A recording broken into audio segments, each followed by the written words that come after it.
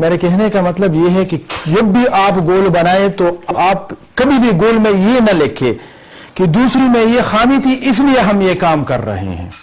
ہم بھی انسان ہیں, ہماری بھی ہزاروں خامی, تو پھر ہم میں سے کوئی اور کھڑا ہو جاتا ہے کہ اس میں یہ خامی تھی ہم اس لیے کر رہے ہیں.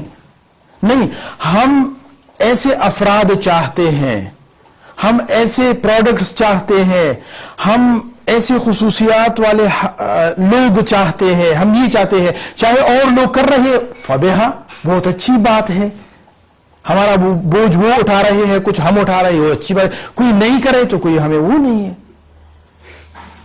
تو تقابل وغیرہ بالکل گولز میں نہ کرے.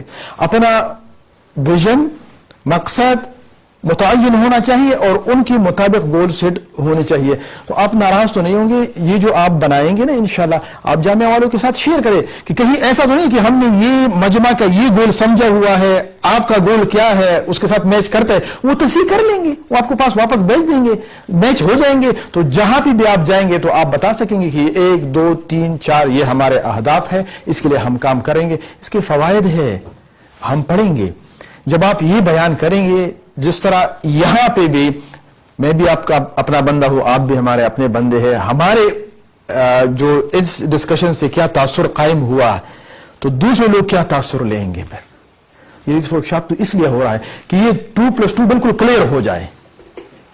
اس میں یہ نہیں ہے کہ میرا یہ خیال ہے کہ اس طرح ہو سکتا ہے, میرا یہ خیال ہے کہ اس طرح ہو سکتا ہے. اگر آپ اس طرح سٹیٹمنٹ دیں گے تو لوگ سمجھیں گے, کیونکہ لمبک برین سے یہ کمیونیکیشن کر رہا ہے, احساسات و جذبات سے کر رہا ہے, تو اس کا احساس و جذبہ آپ کے ساتھ کبھی بھی نہیں ہو سکتا, اور ٹرسٹ کبھی بھی ڈیولپ نہیں ہو سکتا, اعتماد کی فضا کبھی بھی قائم نہیں ہوتی. اگر آپ بھی عبداللہ عابد کے ساتھ اسی طرح کی مزید informative, useful and productive videos کے لیے یوٹیوب پر لکھیں بی پروڈکٹیو.